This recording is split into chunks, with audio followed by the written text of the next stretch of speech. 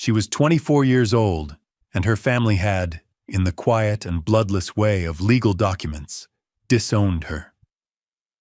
She had nothing to her name but a worn leather satchel, a small hammer, and $87 in folded bills. With that money, she bought a worthless patch of alkali flat outside Pioche, Nevada, and the broken-down stagecoach that sat rusting upon it. The townsfolk called her a fool for keeping the old wreck. But what nobody knew was that behind a false wall in the coach's rear boot was a secret that would not only save her, but change the course of the whole territory. Settle in and let us know where you're watching from, because this is the story of Mabel Quinn. Mabel's life had been shaped by the scent of coal smoke and the ring of steel on steel. Her father, Alistair Quinn, was a blacksmith, a man whose quiet competence was known from Elko to Carson City. He was not a farrier who simply shod horses, but a master of his craft, who could forge anything from a delicate gate hinge to the heavy, complex ironwork that braced the undercarriages of the great Concord stagecoaches. Mabel had been his shadow from the time she could walk, her small hands learning the feel of different metals, the heft of different tools. He had taught her the language of the forge, how to read the color of the heat, from the shy cherry red to the brilliant white yellow of welding temperature, and how to listen for the solid thud of a perfectly set rivet. While other girls were learning needlepoint, Mabel was learning how to temper steel and how to true a wheel. Her father never treated her skills as a novelty. He treated them as her birthright. "Some folks have a mind for numbers, Mabel," he would say, his voice a low rumble beneath the hiss of the slack tub. "Some have a mind for words. You have a mind for how things fit together. That's a rare and honest thing." He gave her a gift on her 12th birthday, a small ball-peen hammer with a head he had forged himself and a hickory handle he had shaped to fit her grip perfectly. It was balanced and beautiful, a tool made with love, and it became her most treasured possession. He also taught her the business side of his work, showing her the ledgers where he recorded his contracts with the stage lines, the manifests of parts ordered and delivered, and the careful accounting of his earnings. She learned the flow of money and materials, the importance of a signed receipt, and the weight of a man's word recorded in ink. Her father's world was one of tangible things, of work done well and promises kept, and it was the only world she truly trusted. But when she was 17, a fever took Alistair in less than a week, leaving a silence in the smithy that no fire could ever fill. Her mother, a gentle and fragile woman, was adrift. Within a year, she married a local merchant named Silas Croft, a man whose assets were all on paper and whose heart held no room for the memory of a blacksmith or his soot-stained daughter. Silas saw Mabel not as a stepdaughter, but as a relic of a life he wished to erase, a physical reminder of a working man's world he considered beneath him. He tolerated her presence with a cool disdain, his thin smiles never reaching his eyes. For 7 years, Mabel lived in the shadow of her own home, the forge growing cold and her father's tools gathering a fine layer of dust. She kept to herself, holding on to the memory of her father's workshop and the solid, reassuring weight of the small hammer in her satchel. The end came not with a shout, but with the dry rustle of paper. 3 months after her mother passed away from a lingering illness, Silas Croft called Mabel into the parlor, the one room in the house she had always avoided. It was filled with his polished furniture and smelled of lemon oil and stale cigar smoke. He did not ask her to sit. He stood by the mantelpiece, a place of honor where a portrait of his own family now hung, and he held a sheaf of documents in his hand. "Mabel," he began, his voice devoid of any emotion, "your mother's estate has been settled. As you know, this house and the smithy were in her name, and now they are in mine." He gestured vaguely with the papers. "I have accepted an offer from a consortium in Carson City. They intend to tear down the forge and build a new mercantile." There was no hint of regret in his tone, only the flat finality of a business transaction concluded. He watched her face for a reaction, but Mabel had learned long ago not to show men like Silas what she was feeling. She stood perfectly still, her hands clasped in front of her, her expression unreadable. She felt a cold hollowness spread through her chest, the loss of her father's forge a physical ache, a second death. It was the last piece of him, the place where his presence still lingered in the scent of old coal and the worn handle of the trip hammer. She had always imagined one day reigniting the fire, hearing the bellows breathe again. That dream now turned to ash. Silas seemed disappointed by her composure. He cleared his throat and continued. "Legally, you have no claim. However," he said, drawing out the word as if bestowing a great kindness, "I have decided to provide you with a small stipend to begin a new life. It is more than you are owed." He stepped forward and held out a thin envelope. Inside, she would find $87. He also handed her a folded document. It was a copy of the deed of sale, his name and the names of the buyers stark and clear in precise script. It was a notice of eviction, a legal severing. "You have until the end of the week to gather your personal effects," he said, his duty done. He turned back to the mantelpiece, dismissing her. Mabel did not argue. She did not plead or weep. The time for tears had passed with her mother. She simply gave a slight, formal nod. She walked up to her small room, the floorboards silent beneath her feet. She packed her few clothes into a worn leather satchel. She took the small, perfect ball-peen hammer her father had made her and wrapped it in a woolen scarf, placing it carefully at the bottom. She did not take anything that belonged to her mother's life with Silas. She did not take a single thing from the house that was no longer hers. She was finished there. The next morning, long before the sun rose, she walked out the front door, closing it softly behind her. She did not look back at the dark shape of the smithy, a tombstone against the dawn sky. She walked to the freight office at the edge of town, the $87 a small, cold weight in her pocket. The journey east was a slow, grinding passage from one life to the next. Mabel paid a freight hauler named Gus for a spot on his wagon, a hard plank of wood tucked between barrels of salted fish and crates of mining equipment. The wagon moved at the plodding pace of 6 tired mules, their hides coated in a permanent layer of dust. For 10 days, the world was reduced to the squeal of ungreased axles, the rhythmic creak of leather harnesses, and the constant, gritty taste of the Nevada desert in her mouth. The landscape was a study in shades of brown and gray, vast plains of sagebrush and alkali stretching to distant, sun-blasted mountains that shimmered violet in the heat. Dust got into everything: her clothes, her hair, the pages of the cheap novel she had bought to pass the time. At night, the temperature plummeted, and she would huddle in her thin blanket, the immense, star-filled sky a cold and indifferent canopy. She watched the other passengers, prospectors with wild hope in their eyes, and a family heading to a new homestead, their faces a mixture of fear and determination. She spoke little, offering only polite, brief answers when addressed. Her silence was a shield, a way of holding the shattered pieces of her old life together. Gus, the freighter, was a man of few words himself, and he seemed to respect her reserve.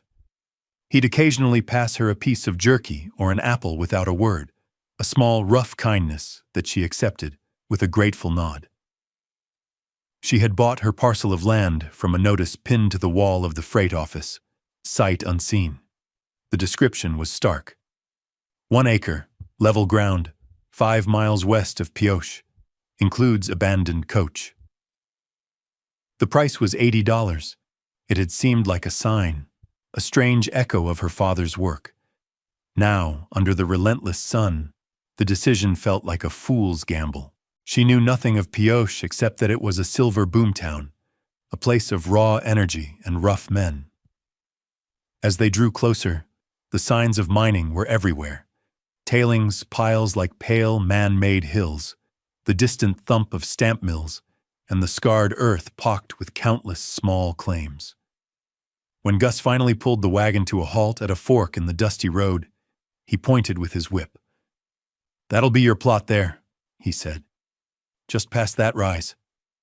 Mabel looked. There was nothing. Just a flat expanse of cracked earth, shimmering in the midday heat, dotted with sparse, hardy greasewood. And in the middle of it, listing to one side like a beached and broken whale, was the stagecoach. It looked smaller and more pathetic than she had imagined. Gus helped her down and unloaded her satchel. "You sure about this, miss?" he asked, a flicker of concern in his weathered face. "It's a hard place." Mabel looked from the desolate land to the derelict coach, and for the first time, a flicker of something other than grief stirred in her. It was a challenge. "I'm sure," she said, her voice steady. He nodded, tipped his hat, and with a cluck to his mules, the wagon rumbled on, leaving her alone in a cloud of settling dust, the silence of the desert descending around her. The stagecoach was a ghost of its former glory. It was a Concord. She could tell that immediately by the distinctive egg-shaped body and the thoroughbraces, the thick leather straps that formed its suspension system. Her father had worked on dozens of them, and she knew their construction as well as she knew her own hands. This one had been painted a deep, lustrous red once, but the Nevada sun had bleached it to a pale, peeling rose, with patches of bare wood showing through like bones. The name of the line, Wells, Fargo and Company, was just a faint ghost in faded gold leaf on the doors.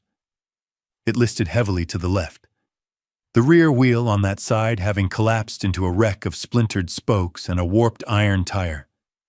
The other three wheels were intact but weathered, the wood dry and cracked. The driver's box was exposed to the elements. The leather of the seat split and curling, and the heavy brake lever was rusted into its bracket. Mabel walked around it slowly, her hand trailing over the rough, sun-baked panels. She ran her fingers over the iron fittings, the hinges and the braces. They were pitted with rust, but still solid, forged with a skill her father would have respected.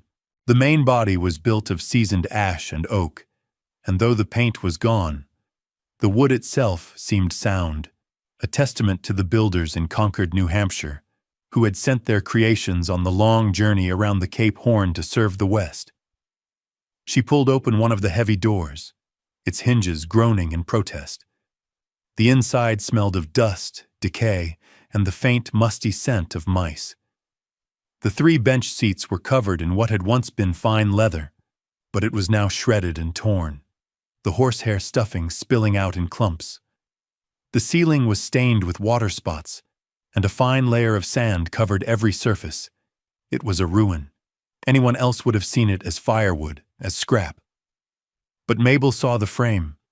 She saw the honest joinery, the strength of the undercarriage, the enduring quality of the ironwork. She climbed up into the driver's seat, her hands resting where 100 other hands had held the reins. From here she could see her entire property, a square of pale, hard-packed earth under a vast, empty sky. This was it. This was home. In the back, the rear boot, designed for mail and luggage, was latched shut. She had to use the claw of her father's hammer to pry the rusted mechanism open. It swung down with a shuddering crash.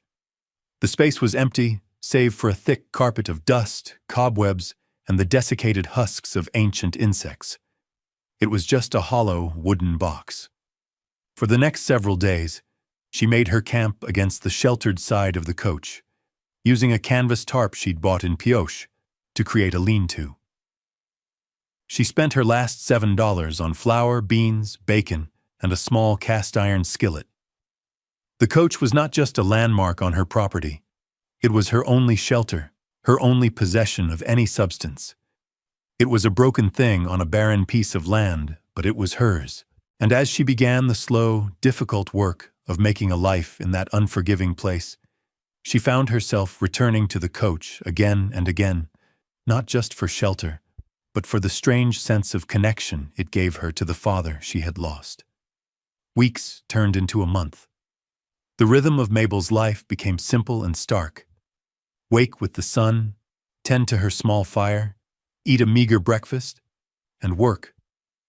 She spent her days clearing the larger rocks from her land and trying to coax a small garden from the reluctant soil, hauling water in 2 buckets from a creek a mile away. The work was hard, her hands growing calloused and her back aching with a constant dull pain. In the evenings, she would sit in the doorway of the stagecoach, mending her clothes or simply watching the sky bleed from orange to purple over the mountains.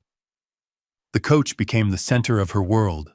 It was her pantry, her closet, her one solid wall against the relentless wind. One afternoon, seeking refuge from a sudden dust storm, she decided to properly clean out the rear boot, intending to make it a more secure place to store her dwindling food supplies. She swept out the layers of dirt and debris, the dust motes dancing in the single shaft of light from the open hatch. She began tapping on the wooden interior panels, checking for rot or insect damage. Her knuckles rapped against the side walls, a solid, resonant thud. Then she tapped the front wall, the one that backed up against the passenger cabin. Thud, thud, thud. And then, near the bottom on the right side, the sound changed. It wasn't the dull sound of wood, but a tight, hollow echo. Talk. She frowned and tapped it again. Talk. It was distinctly different. Her heart gave a small, quick beat. She ran her fingers over the paneling, searching for a seam, a latch, a hidden button. There was nothing. The wood was smooth, covered in the same ancient dust as the rest. She retrieved her father's hammer from her satchel. Using the flat face, she tapped gently along the area. The hollow sound was confined to a section about 2 feet wide and a foot high. It was a deliberate space. Taking a deep breath, she flipped the hammer and inserted the sharp edge of the claw into the hairline crack between the panel and the floor. She pried gently. The old wood groaned, but it held fast. It wasn't rot. It was expertly joined. This was no accident. With more force, she leveraged the claw. There was a sharp crack as a hidden wooden peg snapped, and the panel shifted. She worked her fingers into the gap and pulled. An entire section of the wall, fitted with astonishing precision, came away in her hands. Behind it was not the outer wall of the passenger cabin, but a dark, empty space. And in that space, nestled securely, sat a small, heavy strongbox bound with straps of black iron. It was not locked with a key, but sealed with a heavy, intricate latch. It took her 10 minutes of careful work with her hammer and a piece of scrap metal she used as a chisel to force the mechanism. With a final, groaning click, the lid sprang open. The setting sun cast a golden light into the box, illuminating its contents. It was filled to the brim with stacks of United States banknotes, bundled neatly with twine, and resting on top of the money was a slim, leather-bound book, a passenger manifest. Mabel's hands trembled as she lifted the manifest from the strongbox. The leather was dry but supple, the kind used for ledgers of importance. The words, Overland Stage Line, Virginia City Division, were embossed in faded gold on the cover. She opened it. The first page was a handwritten note, the script neat and deliberate. The ink faded to a rusty brown. It was not addressed to anyone in particular. It read, To whoever finds this. My name is Isaac Reed. I drove the stage for this line for 17 years. What is in this box is my life savings, $4,000.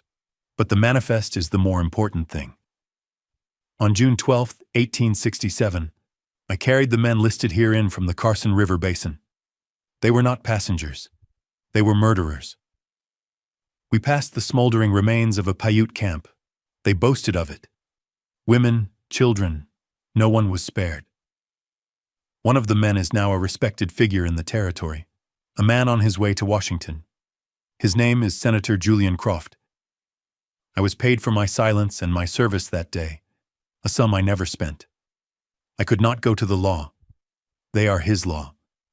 So I hide this here, in the last coach I ever drove before I quit the line. The money is for you, a reward for finding it. Use it to build a good life. The manifest is for the truth. What you do with it is your burden now. Godspeed. I.R. Mabel sank back on her heels, the manifest held loosely in her hands. Julian Croft. She knew the name. A powerful state senator, a man whose name was often in the territorial newspapers, praised for his vision and leadership, and Silas Croft's cousin. The connection struck her like a physical blow. The man who had cast her out was kin to the man named in this book. She slowly turned the pages of the manifest. There were the names, 5 of them, listed clearly beside Senator Croft's. The date, the route, the coach number, all meticulously recorded in Isaac Reed's steady hand. This wasn't just a record. It was an indictment, a voice from the grave speaking a terrible truth. She looked at the money in the box. $4,000. It was a staggering sum, a fortune that could change everything. It was enough to buy a proper house, to leave this desolate patch of earth behind forever. She could disappear, start over somewhere no one knew her name, or she could stay. She could use this money, this legacy from a stranger, to build the life she had been denied. The wind howled outside, rattling the loose door of the coach, but inside the cramped, dark space of the boot, the world had gone still. She looked from the money to the manifest, from Isaac Reed's savings to his testimony. He had left her not just wealth, but a choice, a profound and heavy responsibility. She carefully closed the manifest, its terrible secret now hers to keep.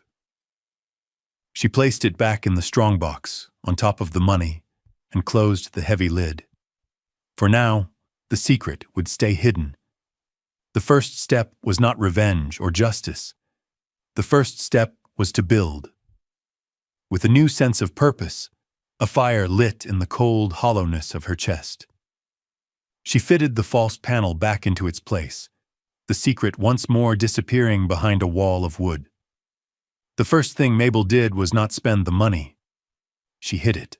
She dug a deep hole beneath the floorboards of the coach's main cabin, lined it with flat stones, and placed the strongbox inside, covering it with dirt and replacing the boards so no one would ever know. The knowledge of it was enough. It was a foundation, unseen but solid, upon which she could now build. Her first real task was the broken wheel. It was beyond simple repair. It needed to be completely rebuilt. She knew the principles, the way the dished shape gave it strength, the precise angles of the mortises in the hub, but she lacked the heavy tools and the seasoned wood. She walked the 5 miles into Pioche, a town teeming with the chaotic energy of the silver boom.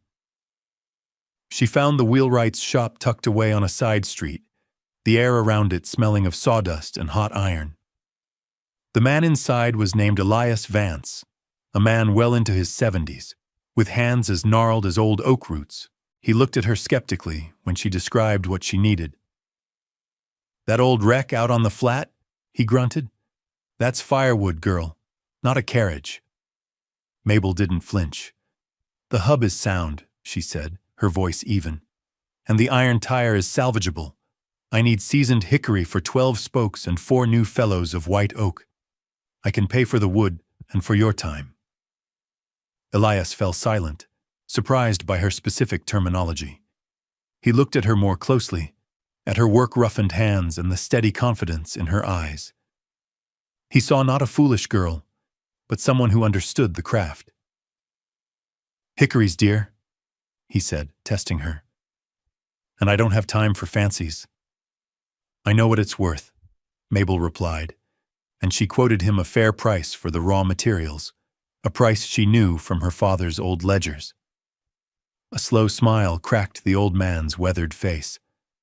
"Well, I'll be," he murmured. "Alistair Quinn's girl. I heard you'd left town." He had known her father, had respected his work. That was the only reference she needed.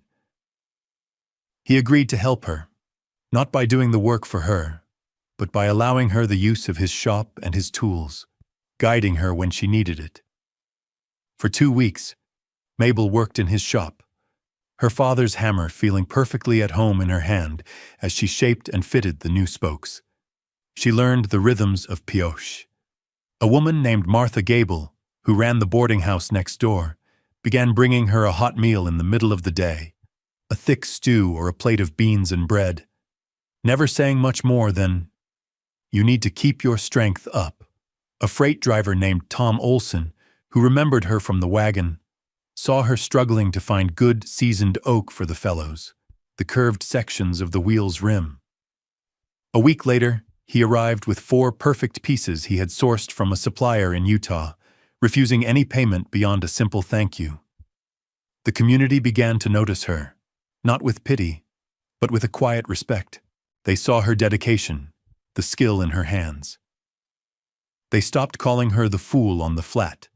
They started calling her Mabel. When the wheel was finally finished, true and strong, Elias helped her transport it back to her land. Together, using a system of levers and jacks, they raised the heavy coach and fitted the new wheel onto the axle. When it was done, the coach stood level and proud for the first time in years. It was no longer a wreck. It was a restoration. With the coach now standing square on its 4 wheels, it transformed from a piece of wreckage into a proper structure. It was the anchor of her homestead, a symbol of her persistence. Mabel's next project was to build a life around it. She used a small portion of Isaac Reed's money, exchanging the old banknotes for new currency in careful, small transactions at different banks in nearby towns to avoid suspicion. With it, she bought quality lumber, glass for 2 windows, and a small cast-iron stove. She did not build a separate cabin. Instead, she built her home directly onto the side of the coach, incorporating it into the design. The coach's solid, windowless right side became the back wall of her single-room cabin. Its roof extended over the driver's box, creating a sheltered porch. The coach was no longer just next to her home. It was part of it. The men who delivered the lumber were surprised by her detailed plans, the precise measurements she had drawn on a piece of scrap paper. They saw she was not just building a shack, but a proper dwelling. Elias Vance, who had become a frequent visitor, taught her how to frame the walls and set the rafters. He admired how she used her father's smithing knowledge to forge her own hinges and latches for the door and windows, her small hammer tapping out a steady, purposeful rhythm. Martha Gable would often walk out from town with her 2 young daughters, bringing a basket with fresh baked bread, eggs, or a jar of preserves. She would sit on an overturned crate and talk to Mabel while she worked, her presence a quiet thread of companionship weaving itself into the solitary landscape. The coach itself became her next focus.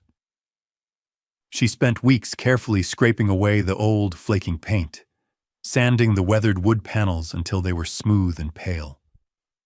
She did not repaint it in the original garish red. Instead, she treated it with linseed oil, rubbing it deep into the grain until the ash and oak glowed with a warm, golden luster that seemed to capture the light of the desert sun. She cleaned and repaired the interior, patching the leather seats with new material she bought in town and stuffing them with fresh horsehair. It was no longer a functional vehicle meant for travel, but a beautiful, preserved room, a quiet space for reflection. Travelers on the road to Pioche began to notice the transformation. The wreck on the Alkali Flat had become a unique and handsome homestead. Mabel's coach, they started calling it. It became a landmark. Freighters would use it as a marker. 2 miles past Mabel's coach, you'll find the turnoff. She was no longer an outsider. Her name was now part of the landscape, her home a point of reference. She never spoke of the money or the manifest hidden beneath the floorboards. Her prosperity was quiet, evident only in the quality of her tools, the soundness of her home, and the small, well-tended garden that now bloomed with surprising life against the cabin wall. She was building the good life Isaac Reed had wished for her, nail by nail, board by board. The final piece of the restoration was an act of quiet ceremony. Mabel took the slim leather manifest from its hiding place in the strongbox. The paper was fragile, the ink a testament to a history that only she and a dead man knew. The weight of it felt different now. Not just a burden, but a trust. She could have used it. She could have sent it to a newspaper in San Francisco or Washington, exposed Senator Croft, and brought a pillar of the territory crashing down. She had thought about it many nights. The power she held a hot coal in her mind. But she remembered the reason Isaac Reed had hidden it, rather than use it himself. The law was Croft's law.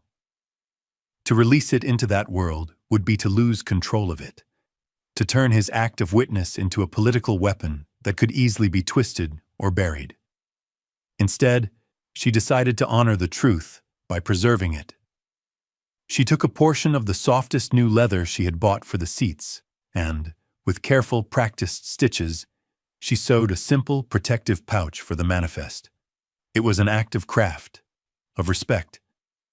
She placed the pouch not back in the darkness beneath the floor, but inside the coach itself, on the seat behind the driver's box, a place of honor.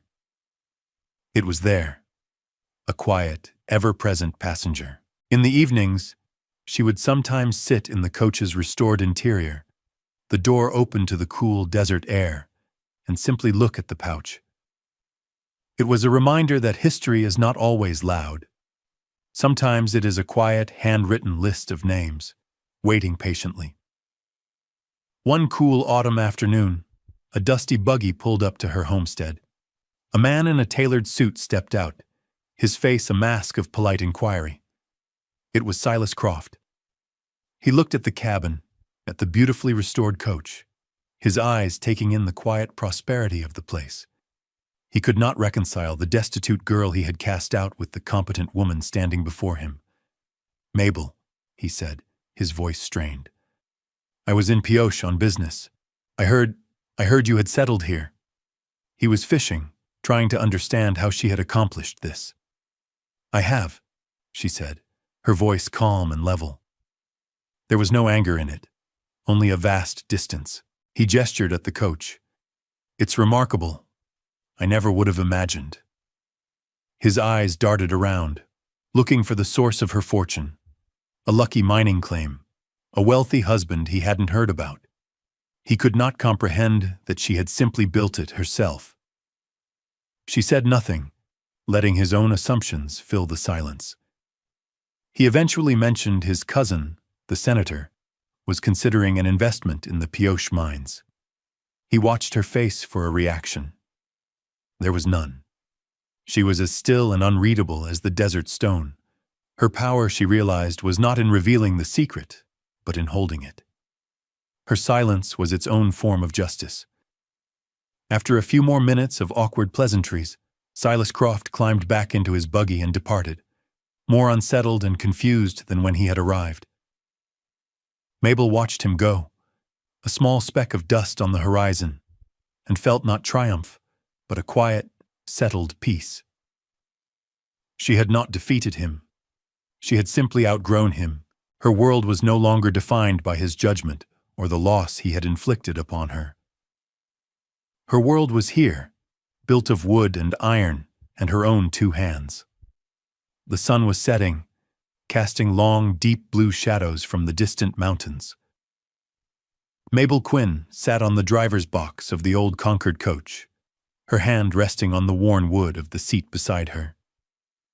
The air was cool and smelled of dust and the faint, sweet scent of the desert primrose that grew near her doorstep.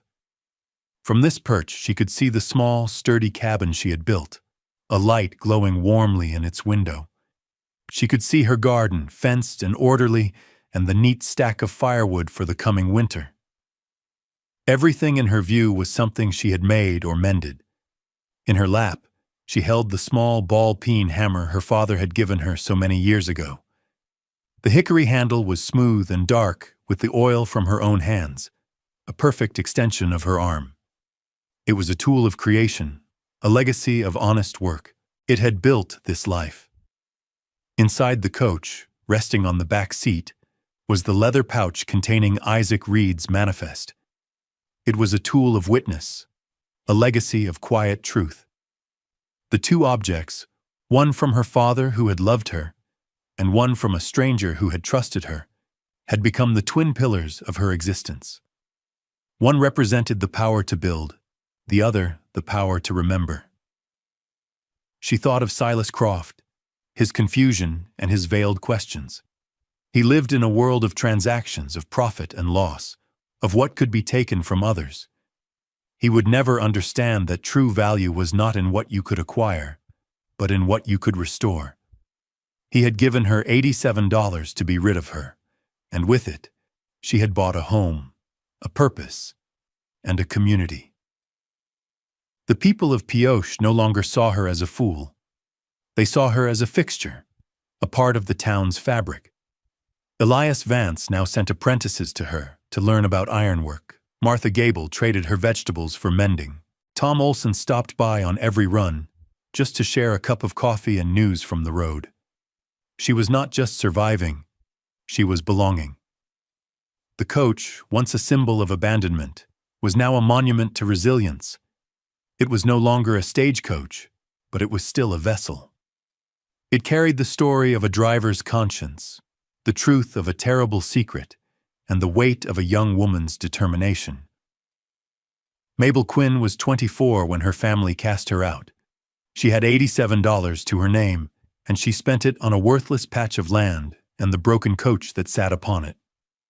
It was the best $87 she had ever spent. Thank you for joining us for this story of resilience and quiet strength. If Mabel's journey resonated with you, please consider sharing it with someone who understands that the things we discard often hold the most value. We leave you with this thought. What forgotten thing in your own life, if given care and attention, might hold the key to building something new? Let us know your thoughts in the comments below.